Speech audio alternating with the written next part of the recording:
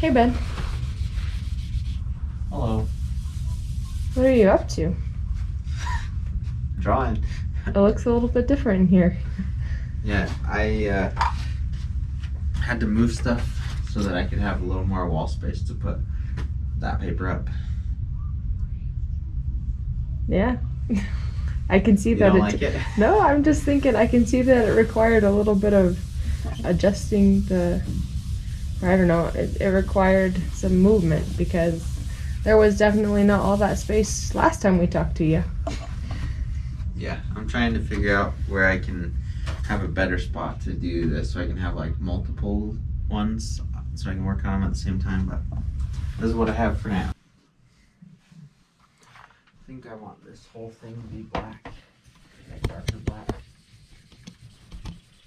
But I have this, it's on this wall with texture, so it makes these little dots, which are fine in some places, but I'm trying to not have those here, so this is just kind of a lot of painstaking.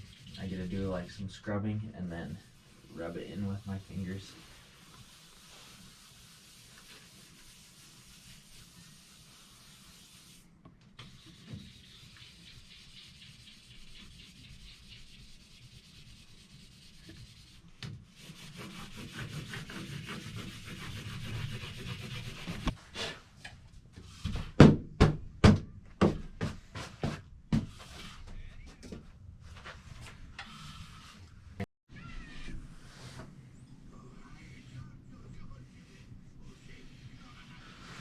You just noticed something while you're sitting here that needs done. It was, that part was bugging me. I fixed it. So it looks like you've started a couple new projects since the last time we talked to you. Do you want to talk a little bit about what's going on in here and why it's evolved the way it has? Yeah, so I started working with like a new little motif, I guess. And that's this wood burning stove. I started, as I often do, started writing a kind of a reflective essay or a little tiny memoir type piece, just about, it's kind of a mixture. So there's like one overarching story about like one time where we were finishing a movie and then kind of playing with fire in this stove, or we called it the fireplace, in the basement of one of the houses I lived in when I was a kid. But then also in the essay, I'm kind of reflecting as well on just like what this means in general, and maybe other times that it was a significant part of where we lived, or kind of being a family and whatnot. So anyway, I started making first off some prints, just about this stove. I mean, I work in printmaking most of the time, and so the multiple and the ability to like make multiple versions and reproductions of the same thing, I mean, that's a natural part of printmaking, a pretty standard characteristic of the medium. But in other things that I've done before, I've just kind of like stayed to the same basic format and then maybe changed colors and textures and things for whatever object I was depicting in the piece. Now, though, I decided to take an opportunity to kind of branch out a little bit. So by working in the same way, but instead making several different compositions about the same item, the same stove. And again, this is all still on the prints that I made. They initially, I don't know, I feel like I've been able to explore, well, literally and figuratively, just different angles of this object and where it comes from.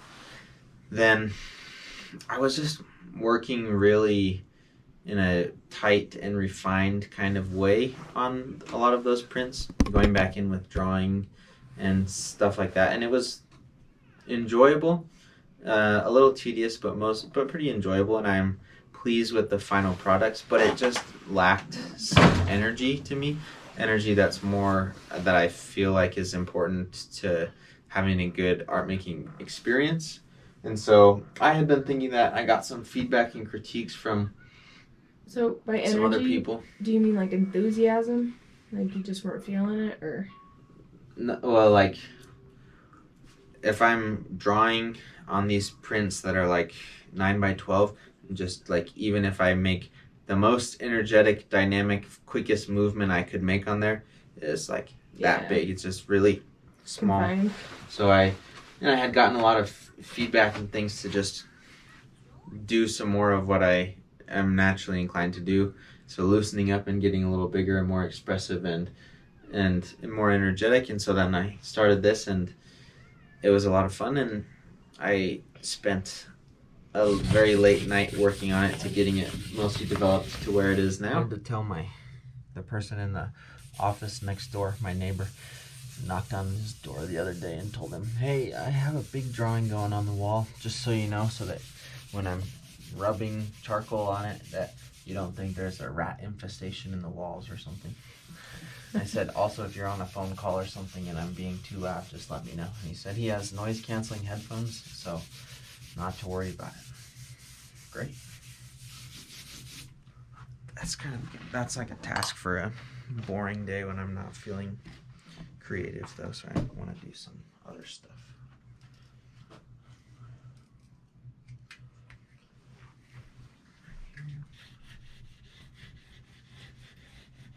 Is that a different kind of charcoal, or what is that? This is an oil stick, so it's just a... Can I see it? an oil stick. It's just oil paint suspended in a different ratio of medium, so that instead of being creamy liquidy, viscous like paint, it's a little more in stick form, but it is pretty like malleable and I don't know, creamy. And then I just have all sorts of colors of those, but right now I'm mostly just using black, so I have a few different kinds, different brands, and different hues. Does the brands make a difference, or just? Oh yeah, like this brand it's good. It's like a really good, just general drafting kind of drawing tool. It's a little bit harder, where something like one of these is like really, really creamy. You can, if I start drawing with this, and I was doing something here, I'd probably like run that stick down really fast. And then this one is just a different, I've only ever used the black of this particular brand, but it is just really, really, I don't know, it's very, very, very creamy, and it feels kind of like if I was drawing with printmaking ink, which is kind of cool. Yeah, they smell like oil paint. Yeah, it is oil paint. That's creamy. Okay, so do you put charcoal over the oil paint, or do you have to wait for that to dry, or do you keep track of it, or you don't? Yeah, so it's just a lot of response. For example, right here, this bit, it was all just charcoal like this before, and then I used a little bit of walnut oil, walnut alkyd medium, and this cold wax medium, which are all painting mediums. I just mixed those up into like a clear mixture, and then with a brush kind of manipulated some of that, and so that just, it suspends the charcoal pigments into the painting medium, and that's how paint works anyway. It's that stuff with pigment in it. So then it's kind of like if I was drawing with India ink or something like that. So that stuff, once it dries, then it doesn't move around, where charcoal, you can always smudge it unless it's kind of been fixed with fixing. Time of day that you create impacts your productivity or your creativity? Like, is there a better time of the day to create, or is it just whenever? No, there are a lot of people who buy into that, or who kind of live by that. I think it goes along with the concept of people that say that they're morning people or night people or whatever. I have kids. Ever since I had my wife had our first child, basically I started realizing that I wasn't a morning person or an afternoon person or an evening person. just a person who doesn't have very much free time, so I need to take advantage of it whenever I can. And so I mean, I do have a couple of things that I use to kind of get me going, especially if I need to do something energetic and dynamic that requires a lot of exertion or effort or excitement. And most of that's like through music or just other media that I'm consuming while I'm doing this stuff. So usually, like, I listen to moody music. So, like, and by moody, I mean I listen to a lot of emo music from back when I was a long-haired pretty boy that was, you know, very concerned with being emotional. Um, but then also, like, I just like most music that's fast and dynamic. But then if I'm already feeling like I'm in that type of fast-paced, dynamic mood, instead maybe I can listen to a book or a podcast or something, and that energy is already there, so it's less of a concern. But no, I don't think that there's a time of day where I'm more or less productive. I just take advantage of whenever I have an hour or two kind of in a row. Okay, so instead of like the time of day being what's kind of your creative time, it's more of like you fill the time you have with whatever kind of creativity you can. Like, yeah. And people, I think most people probably experience this. If you get started on something that you're excited about and it starts working out, then you feel like you want to keep working on it. And that was the case here, for example. But so whenever that happens, it's nice to be able to have some flexibility, so that, say you had 2 hours for sure that you could have to yourself and you start working, but then at the end of that 2 hours you're really excited and you're still ready to go, and you have maybe an extra hour or something, then I like to use that time. But if not, it's okay to kind of put that energy on hold, because if you're excited about the thing, like, I leave it, walk out, and then when I come back into this studio a couple days later, whenever it's like my next opportunity to come work, I just like look at whatever's on the wall and I feel excited about it, and all of those emotions that are important to me to making the work just come back. So is black significant in this, or that's just what colored charcoal you had? Well, yeah, charcoal comes in black or black. But pastels are colors, and that's like the same kind of texture, right? Yeah, but this stove, it was black. And I mean, it's still in the house that I lived in, so it is black. Also, like, I think it a little bit goes back to that kind of emo sad boy past, but black is just, it's fun and just feels really real for me to draw with it. I mean, if you take a look at a lot of my other things too, you'll see that color is like pretty prevalent and important as well, but sometimes it's nice to just limit yourself, kind of make some rules, and then just stick to them. So, okay, I'm only going to work with things that are black. I have a wide range of materials that I can use, but that one rule stipulating the color it's a good thing to implement every once in a while. It kind of pushes you to be more creative. Okay. Also, one of the best parts about working with charcoal is that you can just erase as a drawing tool too. So like right here, I'm seeing there's like this kind of lighter space, and then this sort of a little darker and nondescript space, and it just looks funny. So I'm just gonna like pretend that this stovepipe that is kind of, look here, I'm gonna use my charcoaly fingers to seam out. It's a good tool. So then that's gonna come through here and kind of just make it into a more coherent composition, I hope. Do you go through a lot of erasers? Yeah, they go pretty fast. It depends too, like if I'm working on a composition that's a lot darker overall, then I need to obviously use a lot less eraser. But the thing about this is, if I just, like right here, I haven't colored anything on it yet, and it's white, but it just looks almost plain. Like something's gonna happen there eventually, I don't know what. But so it, like, in my opinion, it's almost always better to, if you don't need it to be pure white, then like put some color over it and then erase back to the white, and then makes it feel like you've paid attention to that part of the paper or the composition as well. Okay. So it looks like you cut out a couple things over there on the edge. Like this. Is that a game plan to tape back up, or is Yeah, it gets okay. Or are you just gonna cut that edge off? It gets really hot in here. It's like it's fall outside, so it's the time of year when people start turning the heaters on. But this thing is this heater is very active, and it gets really hot in here. So I still use the air conditioner right now when it's not freezing outside, and so I just needed it to be plugged in. So eventually, like once this is done, I can just put some tape behind there, tape it back down, and kind of blend so you can't tell as much. Okay. So yeah, that's. I just didn't know if you were gonna cut And the then same thing composition off. That pipe came through, but I wanted the composition to be this big, so I'll just deal with that later. Okay, fair enough. Does it drive you crazy that your hands are black at the end of this?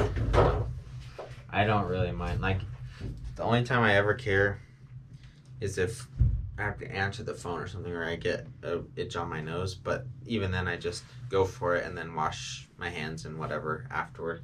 I have a stash of baby wipes so I can clean my hands if I need to in a pinch. But it's good too, because like I got charcoal on my fingers right now. I can. Let me see those things. That's more than just a little bit of charcoal. Well, look, my whole hand is pretty clean. It's just my fingertips. But I can use that. Like, I can actually put charcoal down onto the paper with that if I want to. So it's like a nice, if you're aware of it, it's a good drawing tool.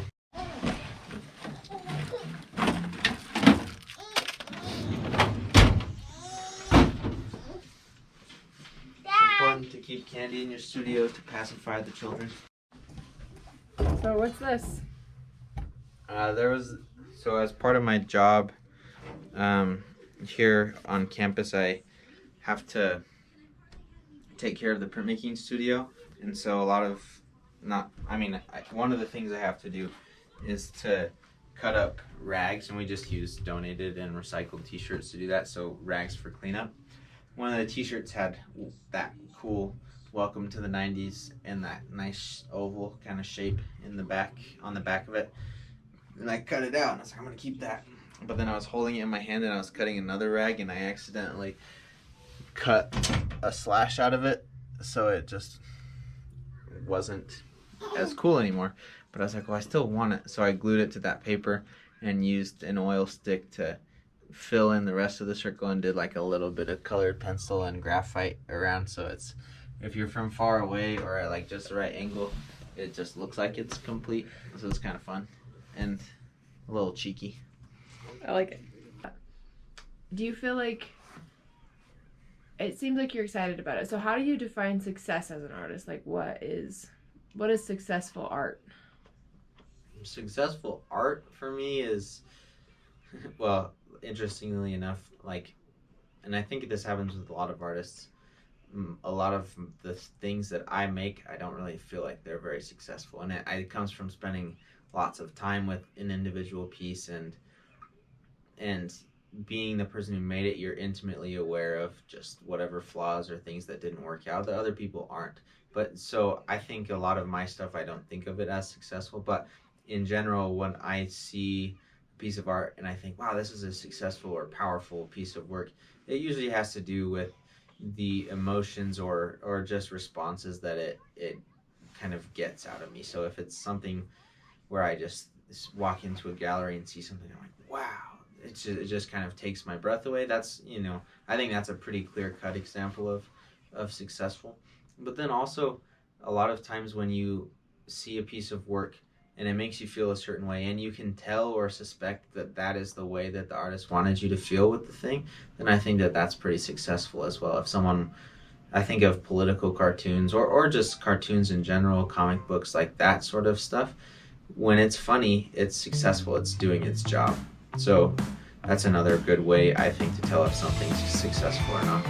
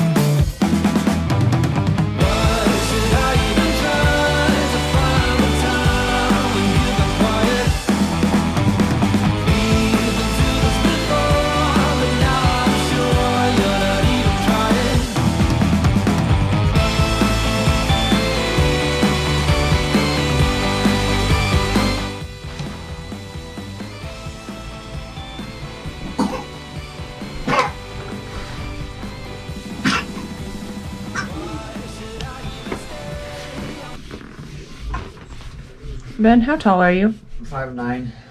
So how tall is this piece of paper that you're... It's off of a paper roll, so I think it's 72 inches tall. But I have it up a little from the floor. Yeah. So I have to get my chair sometimes. So, do you know how big this is, like, dimensions? No, it's 72 by probably like 110 or something like that inches. Good thing you've got that handy chair. No, that one, the other one has caster wheels on it, and it depends. If you're in that kind of mood, it can be fun to draw on, but like you put it up, you jump up there, and then you're working, and then it slowly starts to spin, so you have to work somewhere else.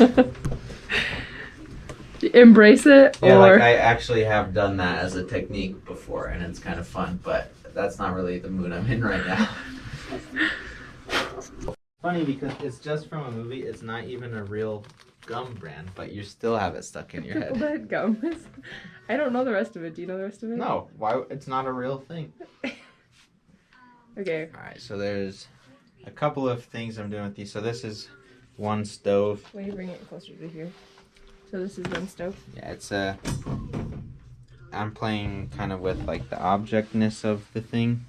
So it's cut out. It's mounted on foam core, so that it's like if it were on the wall or in a frame, it has a little bit of, I don't know, volume dimension. It comes out, and then it also has this working, functioning door.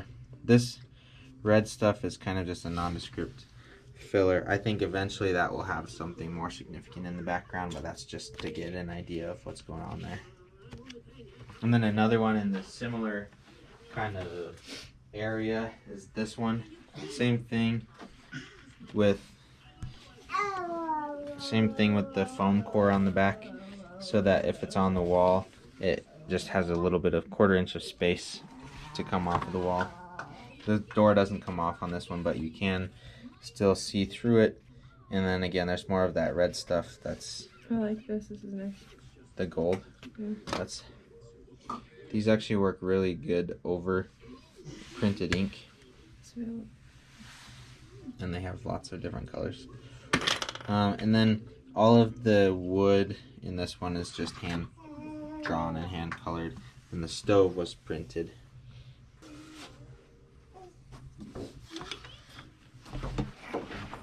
These compositions are, the same stove again, but thinking about it from a different angle. So now thinking more about these compositions are, the same stove again, but thinking about it from a different angle. So now thinking more about the nature of the stovepipe and how that goes through the wall and transitions into the chimney. I also feel like that it just makes for an interesting shape.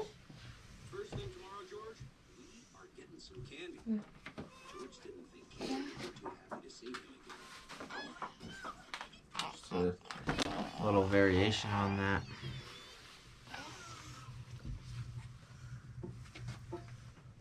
This one has it's kind of playing with perspective a little bit, so I think that's kind of fun, makes it interesting.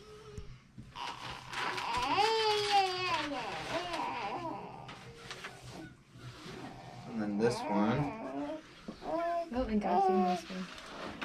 it's not finished, but so it needs some more paint and So drawing. are you gonna glue this one onto a traditional shape paper, like square, or are you just gonna leave it like this? I don't know. This one's kind of just like an experiment, but so there's a couple of things that I like about it. One is, so this is actually what happens too. Like the chimney would extend up past the house, but then also this one, I imagine it being installed more like this. So then, on a corner. like this is the outside and this is the inside. So like, just really focusing on that transition period from kind of Out to in. chimney to stovepipe and interior to exterior. I thought this would be really fun to make on a large scale, like life size or larger, and then have it go really like way up into the sky. But just ideas that I'm working on. Ooh. I'm getting pretty good at this.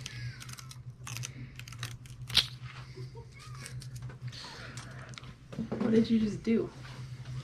You just unroll, like you pull this down and it kind of cuts the paper that it's wrapped in. Then you start to unwrap it and then you get more charcoal. So you don't have to lose any charcoal by sharpening. Makes sense. That's cool. When I was in my undergraduate studying in drawing classes, that was the hardest thing ever, to get a clean like tear. Because there's little perforations in there, but if you get off a little bit, then it starts to unravel bad, and then you have paper that goes all the way up. So it was pointless. But so I did that one good, and it was on camera. So I'm pretty proud of myself right now.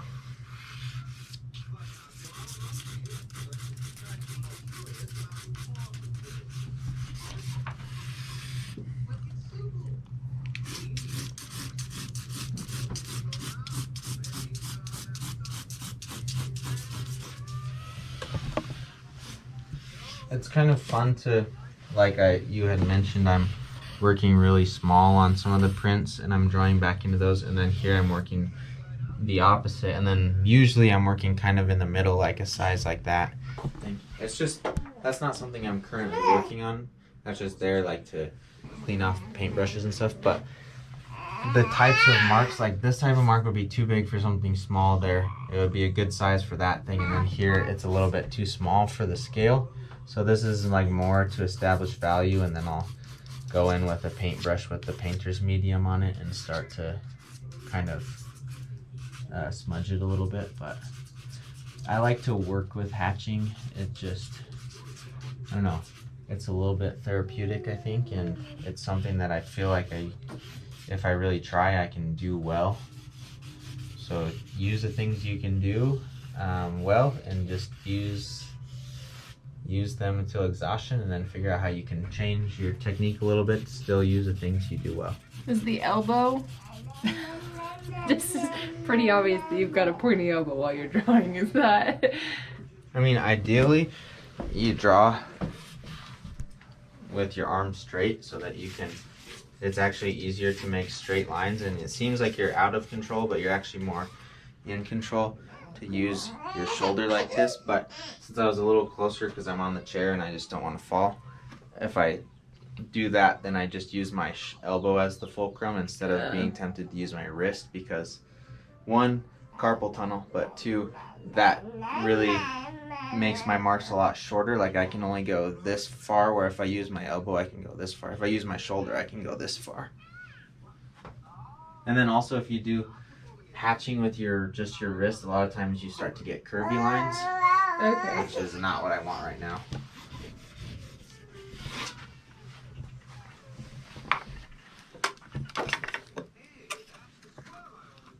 That's the medium. Yeah, this brush is a little crusty because I used it yesterday and didn't wash it, but this stuff takes a couple days to dry, so I can still use it.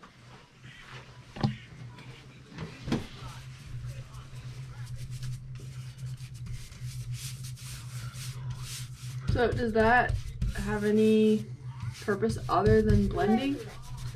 No, if you think about it too, like I'm using this mostly in a similar way, and it's less apparent when I'm doing it with just this, but if I mix a little bit of this more liquidy medium, then it'll be more obvious. But Does it dry different? Is there a reason? it dries. This is alkyd instead of, so there's walnut oil. Yeah, I don't have any more. You ate my last one. There's walnut oil, which is like linseed oil. It's just a pretty standard thing you can use for painting and like loosening up paint. And there's walnut alkyd medium, which helps add to drying time. But so this is somewhere I've had that, and it's actually like this matte texture now that it's dry, but it's like sealed up. It feels like vinyl or rubber. So I can't really draw much on top of that unless I really force it. So this adds but yeah, so as I'm doing this, a lot of the time it's the same type of hatch marks, but they're just wider. So like I was talking about, some marks are too small for the size of the work. So now by having a thing that's this wide instead of my charcoal that's just like half or a quarter inch wide, I can have larger size hatch marks. And then all of a sudden they're both angry. Yeah, it's like in Mario Kart when you're stuck right in the middle. Like you're in 5th or 6th place and you keep getting hit with shells because everyone is just throwing them and you're all in a group. That's the worst. You're like, I'm way better than this, but I can't move.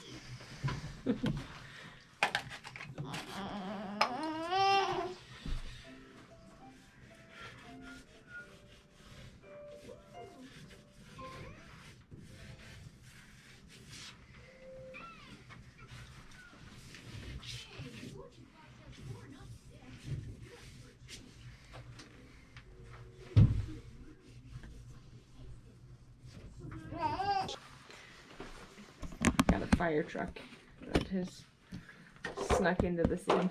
Watch this.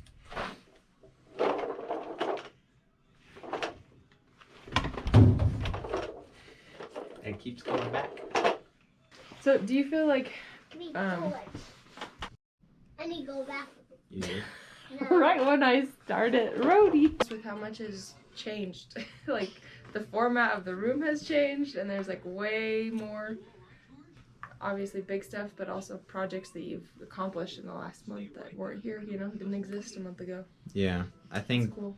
yeah, definitely I feel a little more free than I did almost like a month ago when we did the last one of these. I still really like the work that I made and that we showed in that video, but this one is in a good direction. mm-hmm. All right, well, thanks for letting us pop in to see you.